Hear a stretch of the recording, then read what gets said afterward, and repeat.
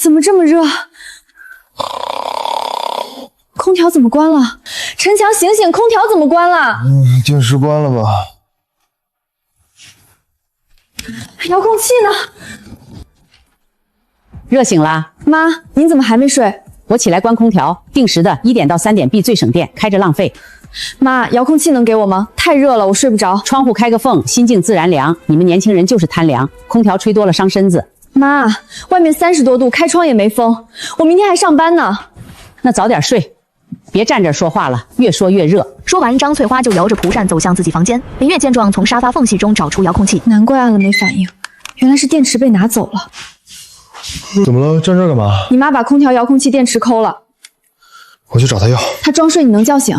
陈强见状，从抽屉里找出新的备用电池。好了，回去睡吧。她明天还能抠，后天也能抠，这事儿不说清楚，我天天半夜被热醒。那我明天跟她聊聊。聊什么？就说电费我多交点，让她别操心这个。每次都这样，出了问题她只会多交钱，从来不敢跟她妈说个不字。结婚前说我妈很好相处的，这才3个月。第二天早上，林月刚起床就见张翠花在厨房正用最小的火熬粥。家里怎么多了把新蒲扇？给你的，昨晚不是说热吗？扇扇就凉快了。妈，咱们聊聊昨晚的事儿吧。行啊，聊。以后卧室的空调遥控器我们自己保管，行吗？这样你也不用半夜起来。我半夜起来可不是特意盯你们，空调到点自动断电，我就是过来瞅一眼。既然这样，那以后就别定时了，整晚开着就行。整晚开，你倒是舒服，电费不要钱啊？过日子哪能这么铺张？一大早又怎么了？正好你也在，咱们说说空调的事儿。妈，昨晚我想了想，以后家里的电费我来交，您别操心这个。你交？你1个月工资多少我还不清楚，交完房贷车贷还剩几个钱？我不是心疼那点电费，你们年纪轻轻就大手大脚，挣多少花多少，将来真有了孩子，日子怎么撑得下去？行，遥控器你们拿着。不过我丑话说在前头，这个月电费要是超标，别再来跟我哭穷。对了，我听说小区有户人家上个月电费700多，2口子整天整夜开空调，最后男的直接吹出面瘫，落下病根可就麻烦了。什么面瘫？明显是他故意编出来吓唬人的。我当然知道，可这话堵在心里，往后开空调我心里都得犯嘀咕。没办法，妈一辈子节俭惯了，你别往心里去。我倒要看看，任由你们整夜开空调，这个月电费到底能涨到什么地步？下午，林月刚买完东西回来，就看见婆婆沉着脸坐在沙发上。买菜去了？买了点水果和菜，周末有空多买点新鲜食材，一家人吃的丰盛点。一下子又买这么多，难怪存不下钱，都是这么一点点败出去的。普通草莓也就罢了，算不上贵。车厘子这水果最贵，净买这些华而无实的东西。生鱼片又贵又吃不饱，好好的家常菜不吃，买这些奢侈玩意儿。一把生菜也卖这么贵，真是不会过日子，花钱大手大脚没个分寸。这个多少钱？30多吧，打折的。30多，买这个干什么？苹果橘子不能吃吗？我就想吃这个，而且是我自己的工资买的。我知道是你工资买的，我没说不行。妈，我不是那个意思。没事儿，你挣的钱想怎么花就怎么花。明明只是买点日常吃食，怎么在他眼里就成了乱花钱？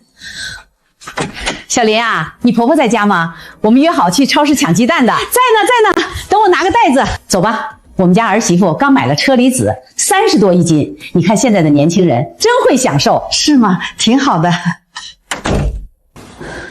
他说的那么客气，可为什么我觉得比骂我还难受？早上刚起床，林月就闻到一股奇怪的味道。妈，在炖什么呢？排骨缸，昨天剩下的，我热了热。昨天？这不是上个月的吗？天气这么热，都变质发黏了，吃下去肯定要闹肚子的。妈，你看，都发黏了，有味儿了，这不能吃了。哎，你干嘛？好好的排骨怎么就不能吃了？我看你就是故意糟蹋东西。这真的坏了，吃坏肚子怎么办？我吃了一辈子剩菜，也没见吃坏。妈，这确实不能吃了。您想，为了这几块钱的排骨，吃坏肚子去医院挂号拿药，至少200块，多不划算。一点剩菜都嫌不好，真吃了也未必会出事，白白糟蹋东西。行吧，那就到了。以后剩菜最多留1顿。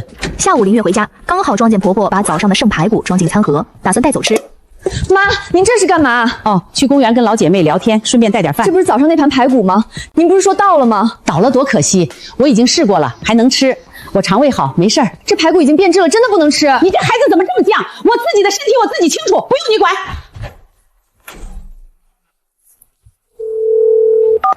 陈强，你快回来！妈把那盘变味的排骨装饭盒里，要带去当午饭了。什么？妈，别吃！你疯了！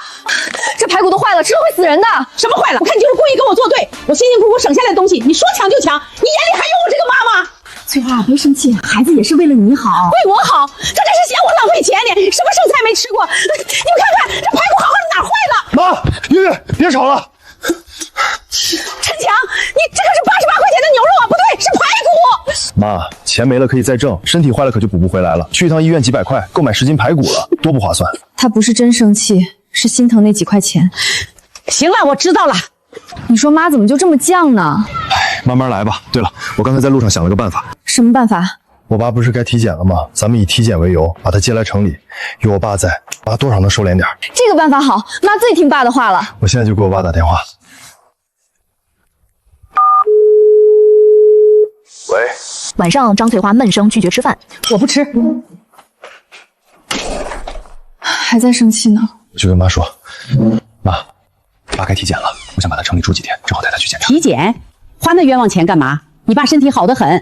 妈，体检是免费的，我们公司给员工家属的福利，不用花钱。真的？真的，而且是市里最好的医院。那行吧，既然是免费的，那就让你爸来一趟。果然，只要说免费，什么都好商量。月月，我给你们带了点土特产，都是自己家种的，没打农药。爸，您来就来，还带这么多东西，带这么多干嘛？城里什么买不到？免费体检，赠送鸡蛋。老头子，快走，那边有免费体检，咱也去凑个热闹。妈，这是骗人的，那些都是保健品推销的套路。人家是大医院的医生过来义诊的，怎么会骗人？他们就是想骗你们买保健品。就去量个血压，不碍事的。你别说了，我们就去看看，不会买东西的。摆明了是骗钱，怎么就不听呢？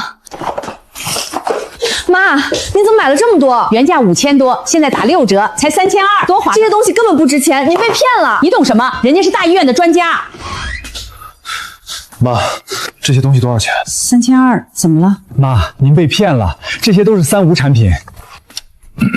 翠花，听孩子们的吧，我也觉得这些东西不靠谱，咱们退了吧。张翠花虽表面顺从点头，心里却依旧执拗较劲，不肯承认自己被套路蒙骗了。月月，你妈不是抠，她只是被穷怕了，你慢慢就知道了。被穷怕了，都是30多年前的旧事了，改天我慢慢讲给你听。30多年前到底发生了什么？体检结果一出，张翠花顿时慌了神。怎么会血糖高这么多呢？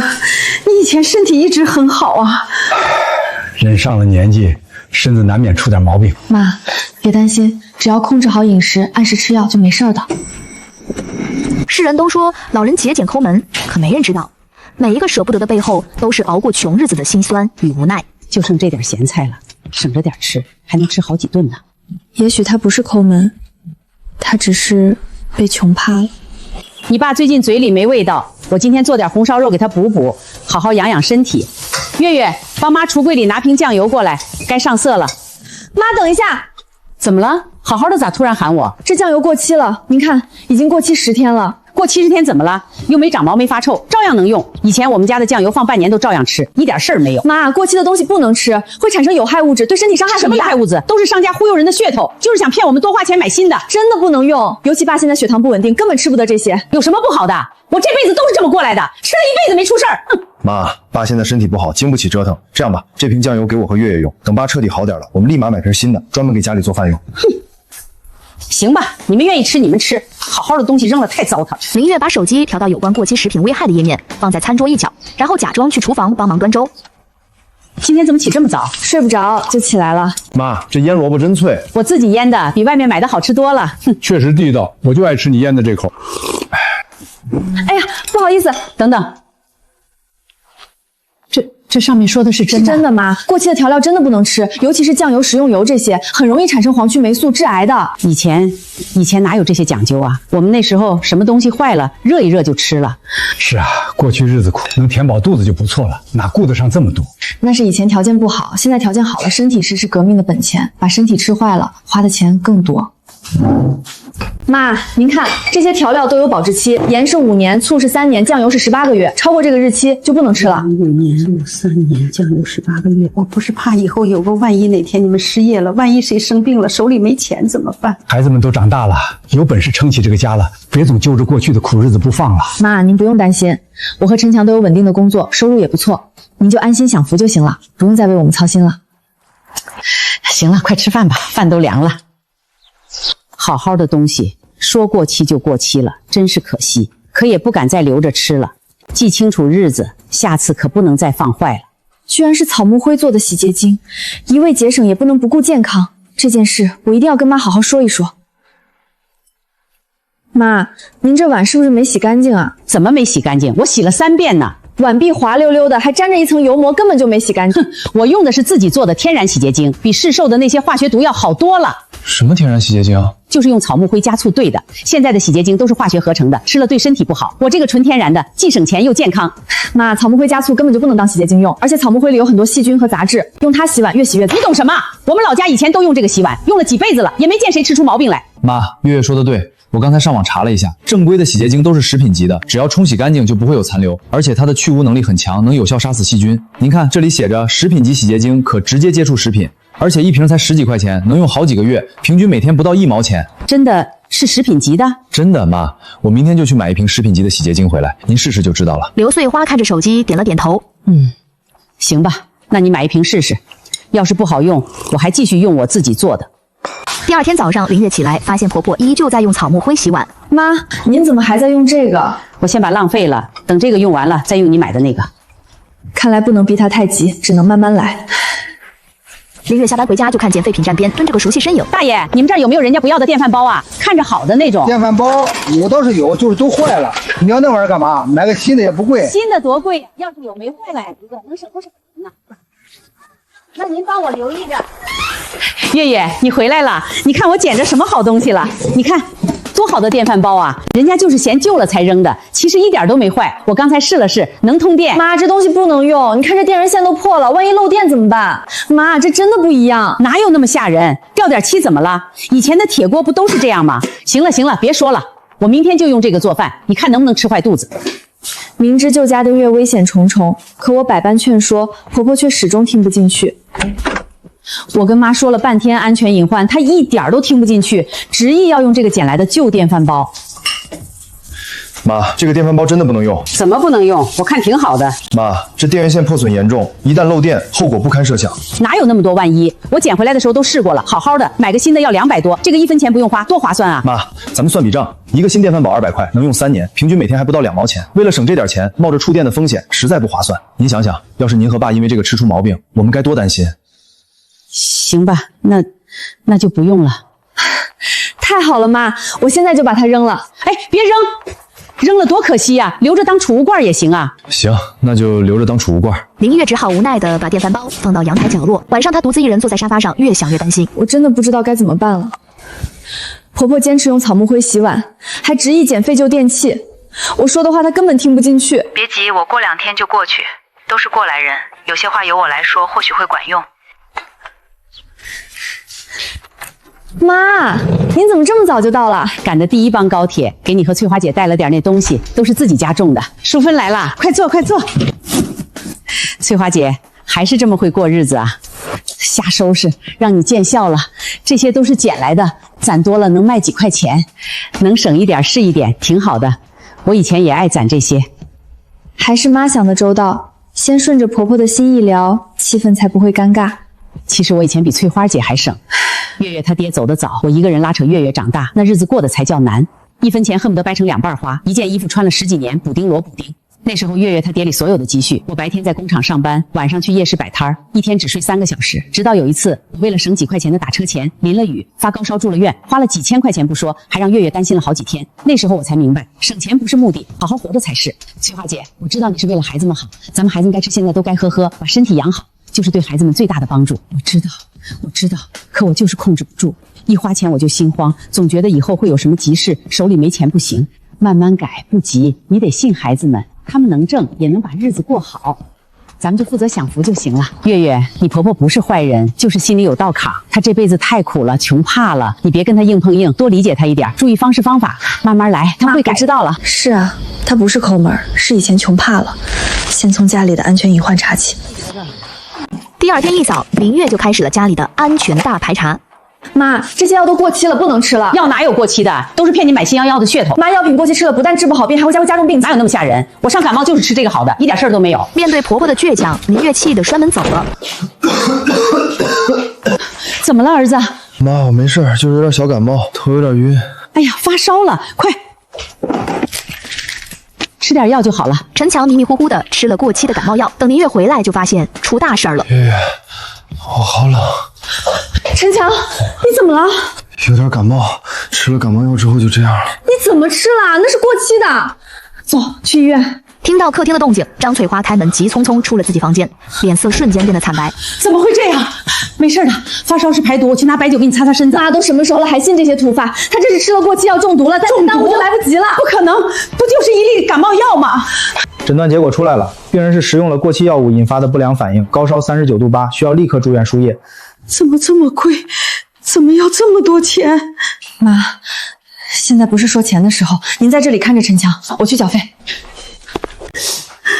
就剩那点药了，我想省点钱，怎么就把我儿子害成这样？我怎么这么没用啊？妈，别自责了，医生说陈强没事儿，输几天液就好了。果然是事教人，经历过这一遭，想必婆婆也该彻底醒悟了。那天晚上，林月在医院守了一夜，陈强的烧慢慢退了下来。月月，让你担心了。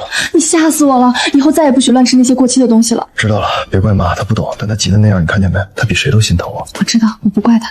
陈强叹了口气，闭上眼睛又睡了过去。林月看着熟睡的陈强，掏出手机，翻到公公的电话号码，拨了过去。陈强住院了，当年的您能跟我说说吗？30多年前到底发生了什么？等你回来了，我跟你细说。30多年前，这个家里到底发生了什么？我迫切的想知道答案。天下午，林月回家，顺便给公公带了午饭。爸，吃饭了。哎，好。爸，您怎么不吃啊？没有口。陈强怎么样了？好多了，医生说明天就能出院了。那就好。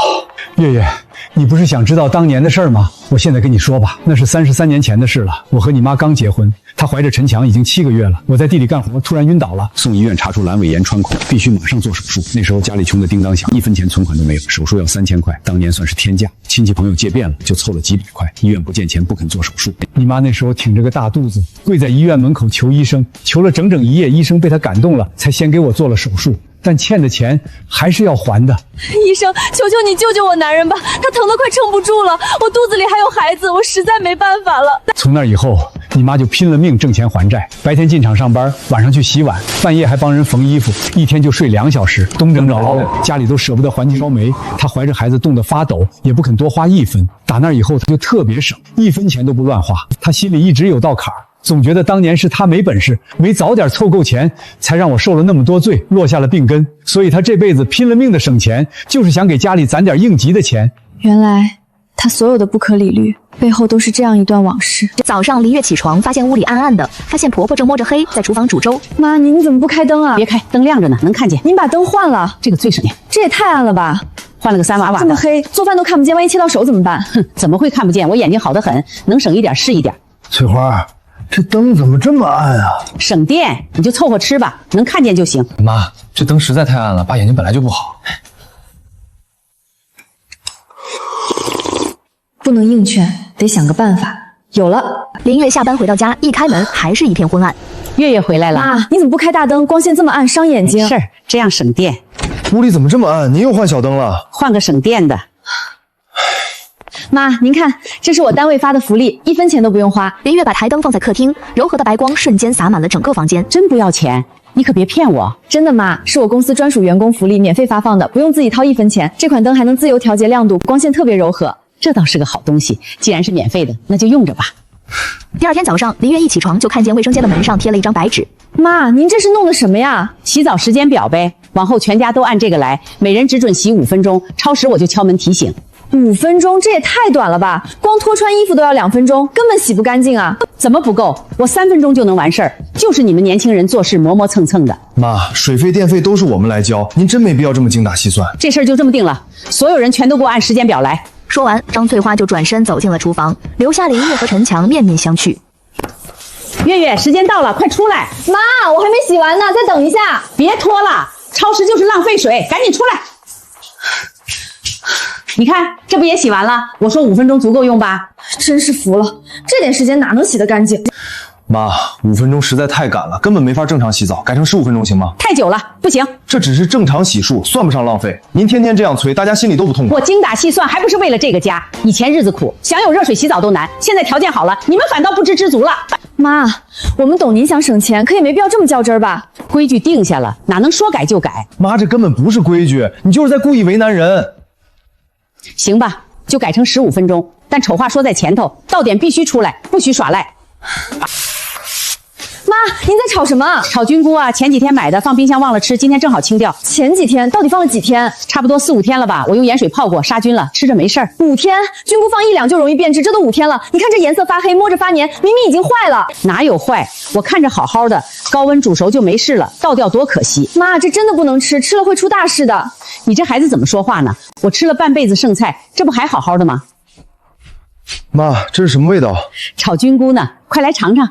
妈，这菌菇明显变质了，绝对不能吃。怎么就不能吃了？我特意用盐水泡过。妈，上次我误食过期药显出事，您难道忘了？变质菌菇的毒性比过期药还要厉害，真吃出问题怎么办？陈强拿起锅，二话不说就把那盘菌菇倒进了垃圾桶。你干什么？妈，不能吃！为了这点食材拿身体健康冒险，太不值了。你这个败家子儿，好好的现在好好的东西，说到就到。妈，我们也是为了您的身体着想啊。早饭张翠花一口没吃，放下筷子就回了房间。半夜，林月被卫生间的声音惊醒，连忙跑过去。妈，您怎么了？没事，别担心，就是吃坏东西了。您到底吃什么了？妈，您跟我说实话，是不是把垃圾桶里的菌菇捡回去吃了？妈，我明明再三提醒您这东西有毒，您怎么还偷偷吃啊？我看着扔了实在可惜，就偷偷吃了几口。快，我送您去医院。不用，吐完就好了。去医院要花不少钱，我不去。妈，都这种时候了，您还惦记着钱？张翠花靠在床头，脸色蜡黄的像纸一样。情况比之前更糟了。妈，您撑住，我现在就叫救护车。不用叫救护车，浪费钱，我躺一会儿就好了。你的命比什么都值钱啊！都什么时候了还想着钱？林月赶紧拨通了120，救护车很快就到了。医护人员把张翠花抬上担架，林月赶紧跟着上车。医生，他没事吧？会不会留下后遗症？老人家年纪大了，身体抵抗力差，变质菌菇的毒性很强，你们怎么能让他吃这种东西？翠花啊！面对医生的质问，林月自责的低下头。陈强也赶来了。不怪你，是我们没照顾好妈。凌晨的时候，张翠花终于醒了，看到林月嘴唇动了动。妈，您醒了，感觉怎么样？有没有哪里不舒服？月月，对不起，是妈不好，让你们担心了。妈，您别这么说，只要您没事就好，以后再也不许吃那些变质的东西了，知道吗？月月，以前都是妈不对，妈太固执了，总觉得拼命省就是为你们好。现在我才算想明白，我差点把自己的命都省没了，还连累一家人跟着担惊受怕。妈，过去的事儿就让它过去吧，以后我们好好过日子，再也不省这些伤身没必要的钱了。出院那天，林月把家里所有可能变质的东西都清理了一遍。张翠花站在旁边看着，没有阻拦。妈，喝点水。妈，咱们得好好谈谈了。谈什么？妈，这次食物中毒已经给我们全家敲了警钟。如果您再这样偏执节俭，下次未必会有这么好的运气。我知道，我以后再也不吃变质的东西了，还不行？不只是变质的食材，用洗菜水擦身，捡别人淘汰的旧电器用，这些全都不行。那我以后改还不行吗？我慢慢改，一点点适应，行不行？妈，这个家不缺那点电费，也不缺吃穿的钱。我就是怕拖累你们。您再为省这点钱把身体搞坏了，那才叫拖累。妈，咱们以后不省那些不该省的，行吗？灯该开就开，东西该扔就扔，身体不舒服该说就说。您把自己照顾好，就是替我们省钱。妈，我们不是逼您立刻改掉所有习惯，我们只是想让您明白，健康比什么都重要。钱没了可以再挣，身体垮了就再也补不回来。控制不住自己，一花钱我就心慌，一看到东西浪费我就心疼。这辈子都是这么苦过来的，真的改不了了。改不了也得改。妈，我给您2个选择。要么从现在开始，您慢慢改掉坏习惯；要么您就回老家安心休养，您想干什么都随心所欲。什么？你要赶我走？我不是赶您走，妈，我是真的怕您再这样折腾自己，熬坏身体。我省吃俭用给你们攒钱过日子，到头来换来的就是这个。现在你们是不是嫌我老了，嫌我麻烦，想把我赶走了？妈，我们怎么会嫌您麻烦？我们是真的担心您的身体啊！我不用你们假好心，我走，我现在就走，省得在这里碍你们的眼。孩子们说的没错，你这些年实在太过了。现在孩子们有能力了，你就该好好享清福，别再折腾了。连你也这么说，我这么省吃俭用，还不是为了这个家，为了你，为了儿子？我们从来不需要你这样委屈自己省钱。白天的争执让张翠花满心委屈，翻起旧账本，往日的艰难岁月再次涌上心头。几十年省吃俭用，不是性爱抠，而是穷怕了，满心苦楚无人诉说，他只能独自在深夜里暗自神伤，整夜吹风伤心，这下又病倒了。医生，求求您先给我上夫做手术吧，钱我一定会凑齐的，我给您磕头了，再省一点，再省一点就能多还1块钱了。原来那些我从未经历过的苦难，已经深深地刻在了她的骨子里，变成了她一辈子都无法摆脱的梦魇。以前她总想改变婆婆，现在她选择温柔包容，千言万语的和解都抵不过凌晨一锅慢火熬出来的热粥。月月，妈，您醒了，我给您熬了点白粥，您喝点吧，暖暖身子。月月，以前是妈不对，妈，过去的都过去了，那个过期时食品到底怎么看啊？老是分不清。妈，你包吃的都要跟人一样，后面那个能放多久就是它的寿命，一过这个时间它就老了，吃了要坏肚子的。妈，今天天气好，我带您去商场逛逛吧。不去不去，商场里的东西都贵得要死，去了也是浪费钱。不贵的妈，我们去平价的店，里面的衣服又便宜又好看，而且今天有打折活动呢。打折也不去，我有衣服穿，不用买新的。妈，我好久没逛商场了，您就陪我去逛逛嘛，就当是出门散散心，好不好？是啊，妈，您就跟月月去吧，正好您也出去走走，别总闷在家里。行吧，那就去逛逛。先说好了啊，我可什么都不买。好好好。林月带着婆婆来到了商场。这衣服多少钱？99块钱，我还以为得好几百呢。这料子比我们镇上集市卖的好多了。是啊，特别划算，您试试吧，妈，这个颜色特别衬您气色。不用不用，我家里衣服不用买新的。妈，您穿这件也太好看了，特别合身，显得又温柔又年轻，根本不用换。好看是好看，但太贵了，我还是脱了吧，我真不用新衣服。不用脱，我刚刚已经直接买单了，您就穿着它回家。你这孩子怎么不跟我商量就花钱，真是惯坏了。老头子，你快看看我这件新衣服是不是特别合身？月月给我买的。好看，太好看了！我老婆子穿新衣服，一下子年轻了10几岁。就你会说话，不过我也觉得挺好看的。什么？爸的胆囊要吃完2周了？这个死老头子，他肯定是怕花钱，所以才瞒着我们。这可怎么办啊？妈，您别着急，爸可能是手机没带在身上。老头子，你怎么了？就是有点肚子疼，歇一会儿就好了。都疼成这样了，还说没事？别说了，妈，赶紧带爸去医院。患者已经非常严重了，必须立刻做手术，否则会有生命危险。做手术，医生能不能不做手术啊？不行，再拖下去就麻烦了。医生，我们做手术，用最好的药，最好的医生，不怕花钱，只要能把他治好，花多少钱都行。手术很成功，病人已经脱离危险了。这30多年来，我每天都在省钱，每天都在攒钱，就是怕再遇到那样的事儿。可直到今天我才明白，钱是省不完的，也是买不来命的。只要你们都健健康康的，比什么都重要。您怎么买这么多东西啊？昨天不是说了吗？要给你们做营养早餐，这些都是楼下早餐店刚出锅的，新鲜着呢。快洗手吃饭吧，多吃点，补补身体。以前都是妈不好，总让你们吃剩菜，以后再也不会了。吃完早饭，林月跟进去想帮忙。妈，您这是干嘛？这水留着浇花正好，虽然现在不用那么省了，但也不能浪费水呀。妈，您这样就挺好的，节俭是美德。我现在明白了，该省的省，该花的花。以前是我太钻牛角尖了。告诉大家一个好消息，我这个月发奖金了，周末咱们全家出去吃饭庆祝一下。出去吃饭多浪费钱啊！偶尔出去吃一次也行，但别去太贵的地方。放心吧，妈，我都订好了，就在小区附近的那家川菜馆。一个水煮鱼要88，真贵。味道确实不错，这钱花的值。你找谁？张翠花，你给我出来！刘老根，哼，30年了，你还认得我啊？你怎么找到这里的？你想干什么？干什么？当然是来要钱的。33年前，你男人陈老汉借了我爹3000块钱，连本带利，一共15万，拿钱。15万？那3000块钱我早就还清了。还清了，收据呢？拿出来给我看看。拿不出来，就说明没还。那时候哪有什么收据？你爹说借条撕了，2清了，你怎么能拿着一张破纸来讹人？讹人？我爹临死前把借条交给我，说这笔钱一定要要回来。今天不给钱，我就去法院起诉你们，让你们身败名裂。你有什么事儿跟我谈？跟你谈？你做得了主吗？我能，这里是我家，你要是再在这里大吵大闹，我现在就报警。哼，行，我给你3天时间，准备好15万，别想赖账，我有的是办法让你们还钱。怎么就你一个人？张翠花吓得不敢来了。我妈年纪大了，经不起折腾，有什么事儿跟我说就行。跟你说也行，15万1分不能少。今天拿不就去起诉，再凭在你们小区门口闹，让所有人都知道你们欠钱不还。刘先生先别急，在谈钱之前，我先跟你普法。第一，你这笔债是1992年的，你现在去起诉不会受理。你胡说，欠债还钱，天经地义。第二，你手里的借条是复印件，说白了就是一张废纸。第三，你拿着过期的复印件索要15万巨款，这叫敲诈勒索。你吓唬谁呢？你大可以试试，看看我有没有吓唬你。等等，把你的借条留下，既然钱还清了，这废纸就不该再留在你手里。林月拿起那张借条复印件，轻蔑一笑，将它揉成一团，扔进了垃圾桶。妈，没事了，都解决了。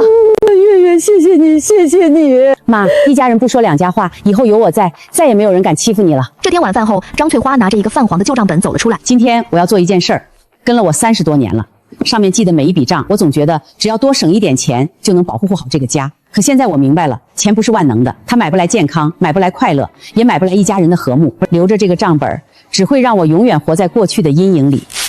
妈，您这是干嘛？留着干嘛？记着穷的日子。好，撕得好，早就该把这破本子扔了。碎，张翠花心里那个结了30多年的疙瘩终于解开了。今天月月给我买了一条围巾，特别暖和。今天老头子手术恢复的不错，能下楼散步了。今天全家一起吃了火锅，特别开心。看着妈这样，日子也越来越甜了。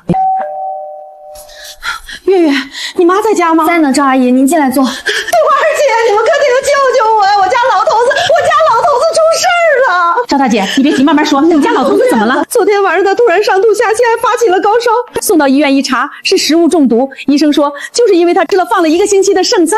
剩菜？是啊，我早就跟他说过，剩菜不能吃，放久了会坏，可他不听啊，说到了可惜，热一热就能吃。结果昨天晚上吃的那盘放了7天的红烧肉，半夜就不行了，现在还在重症监护室里躺着呢，一天就要花好几千块钱。我这一辈子省吃俭用攒下来的钱，这几天就花光了。早知道这样，我当初说什么也不会让他吃那些剩菜啊。太吓人了，就为了省这点小钱，把身体搞垮了，真是得不偿失。妈，您看什么呢？月月，你快来教教我，我想在网上买菜，可我不会弄。好啊，我教您。您先点这个蓝色的安飘，这个对，然后注册账号。原来这么简单啊，以后不用跑市场了，在家就能买菜，还能送到家门口，真方便。月月，你看这个川菜馆用了券才99，比原价便宜了40块钱呢。妈，您现在比我们年轻人还会过日子。那当然，省钱是本事，花钱是学问。我现在才明白，该花的要花，该省的要省，这才是真正的会过日子。看你们俩现在比亲母女还亲。是啊，经过了这么多事儿，我们早就不是婆媳，而是真正的母女了。月月这孩子比我亲闺女还亲，以后啊，我就是她妈，她就是我闺女，咱们一家人好好过日子。